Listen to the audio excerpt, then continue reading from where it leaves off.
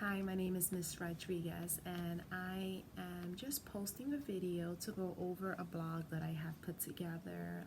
It's called Teachism, which is basically just has posts about my experience as a teacher, my experience taking school building leadership classes and transitioning into a leadership role. I am still currently a classroom teacher. I just completed my SBL courses and I am in the middle of my second internship right now. So I'm basically starting the process of looking for a leadership position. But my blog has posts about teaching. I teach special education. It has strategies, tips, some posts just about venting about teaching during the pandemic and teaching special needs students. Some strategies and things that I've been using that have been working. I also have an Instagram page which is teach_ISM. And again, I just post things that I've been doing with my students, things that have been working. I share my YouTube videos. I don't have a lot. I use YouTube to make videos for my students, but I also have a video that I put together for a tenure binder that actually did really well on YouTube. I just put it together when I was in the process of doing my tenure as a teacher, and as I was doing my tenure binder, I was looking online for resources and advice and tips and stuff like that, and it was really hard to find things. So I decided myself as I was doing my binder and I did my binder as a hard copy. I think they're doing electronic now. I'm not sure if that's changed or you have the option still, but I did a hard copy and I just posted a video on each part and each step and why I put things in each section, and it actually got really good feedback from teachers that were in the same process, that were going for tenure and wasn't sure which direction to go or what to put in their binder. And again, it geared more towards District 75, which is totally different from community schools, and binder will look different because of the differentiation as well as the data that we collect. There's no state exams, so it looks different, but overall I believe that it has the same guidelines. The same guidelines have to be followed. But again, now I'm posting this video on my blog, based on my blog. So my blog is genevarodriguez3.blogspot.com. I'm sorry, I'm looking at my screen because I have my Twitter open with my blog address on it, as well as I have my blog open, which I'm just going to be reading off a little bit on what I wrote about today. So what I wrote about today was preparing for your first assistant principal job. Again, I'm in that process right now. So I feel like it's more authentic when you're doing a video or a how-to or helping someone in a process, when you're actually doing it yourself or you have done it previously within a certain time frame, right? Because the process changes as the years go on, and I'm sure the process to become a principal now is totally different from the process that took place 10 years, 15 years ago, or whatever, right? So I put together a blog, but it has a lot of information based off what I've learned along my process as a student in the SBL courses through site. So I took my courses through site. It was online because of the pandemic. I started in January last year and completed the classes this year, January, and then started now my district classes. So it's been an amazing journey. Difficult, challenging, but amazing and great. Met some awesome people. The professors were awesome, very supportive and knowledgeable.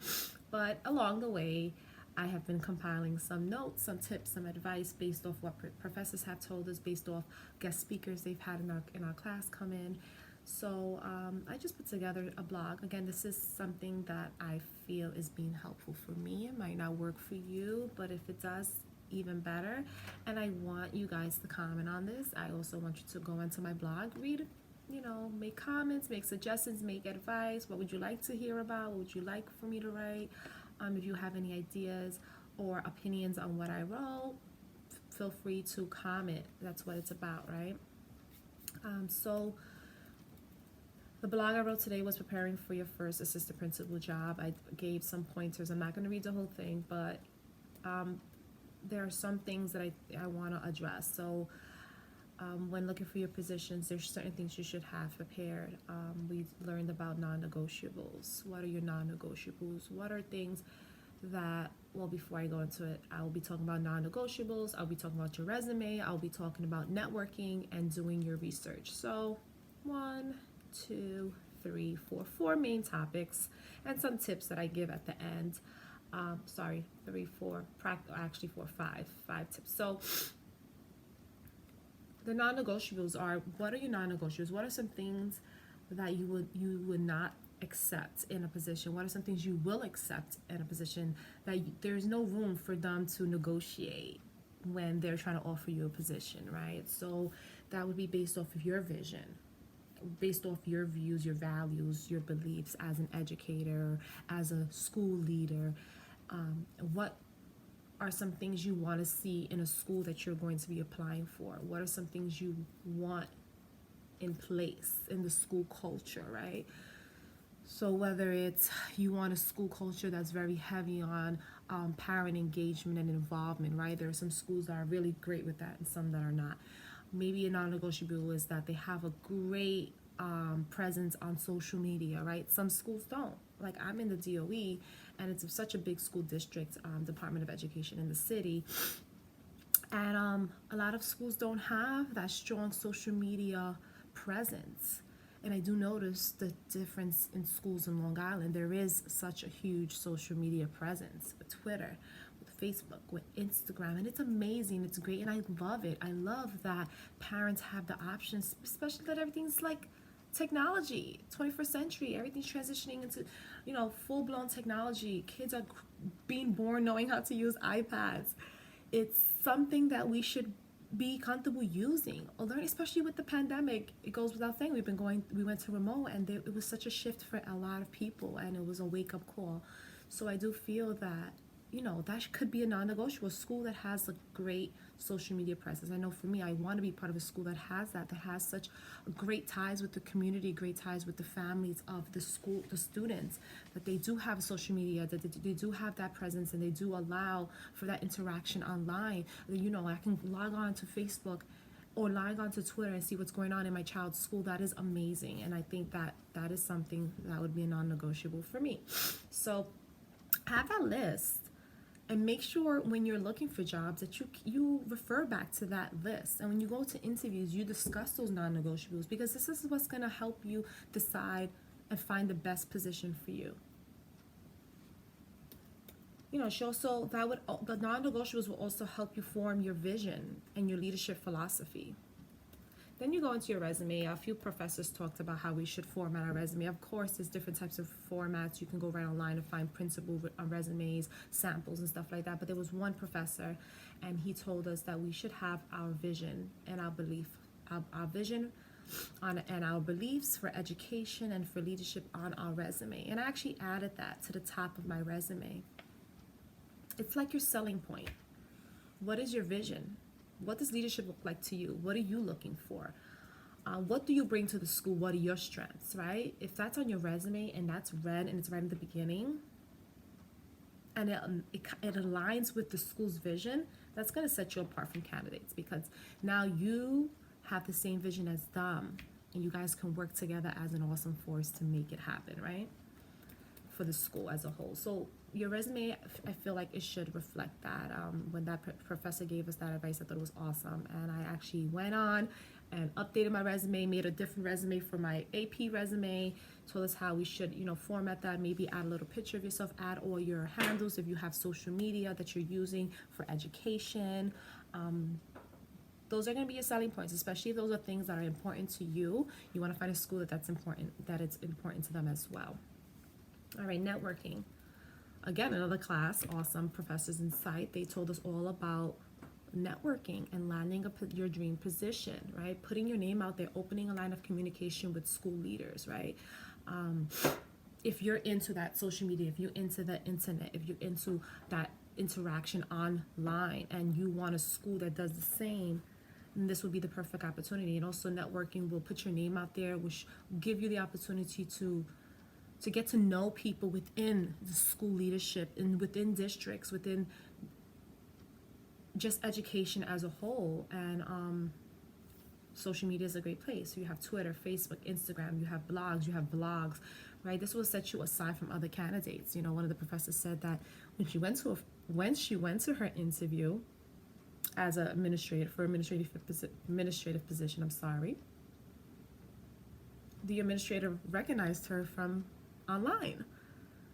So that is it's a perfect opportunity. You know, like I've been following schools. This also will help you decide if there's a school that fits what you are looking for. It gives you the opportunities to learn more about the school district, learn about the school culture, learn about the principal, learn about what's important to them. What are they posting about? You know, what are their views and values and their beliefs within a school? What that makes a school function for them? Does it match with what you want? So networking is helpful for you to help you land a position, as well as it helps you, you know, with your research. And that's my next step. Going into research, the homework continues. You're going to always have homework. Now you're looking for a position as an administrator, you need to do your homework. And this should have started a long time ago. I started my homework and my research, my first or second course in SBL. So I started looking up schools. I started following schools, districts that I might be interested in. I started looking them up online, seeing if they have any connections with, you know, social media or in the news, or any like the success of students, if they have sports, what type of parent engagement they have. So you learn a lot about about schools by just doing your research, and it will help you decide if you want to interview with them or not, if they do align with what you're looking for. You don't want to force yourself into a position just because you're worried. And that's a few tips. That's one of the tips that I'm going to share in a few minutes. All right, and the last thing is practice makes perfect. Interview. And we had a guest speaker in one of our SBL classes, and she said that interview and stay positive. An interview might not go great, but what can you take out of that interview? What did you learn about that interview?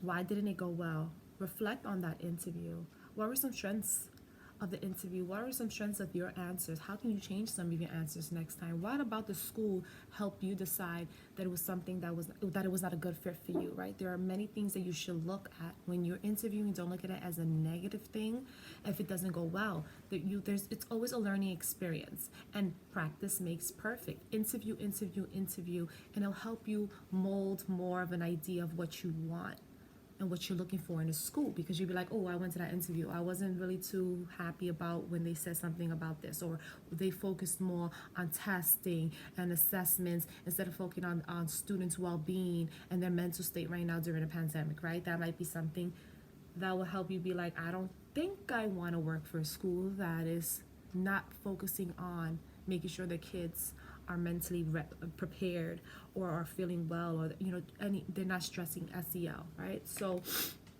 practice, go to interviews, do not be discouraged, stay positive. And a few tips that I put at the end is just remember why you became an educator. Remember the why.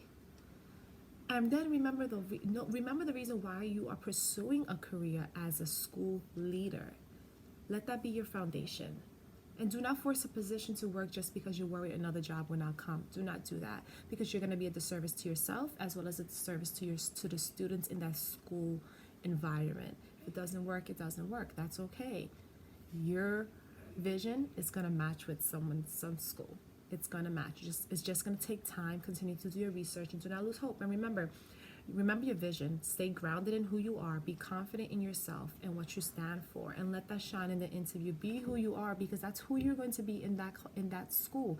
If you are bubbly and you have a personality and a sense of humor, and you're just always excited, show that, because that's who you are. You don't want to pretend to be someone you're not in the interview, and then when you go to that school, you're going to be miserable working there, because you're going to be pretending to be someone you're not.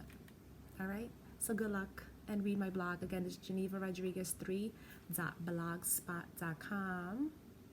And comment below. Tell me what you thought about this. Tell me if I should add something, take something out, if I should do a blog or a video on anything else. I am looking forward to hearing your input. All right, bye.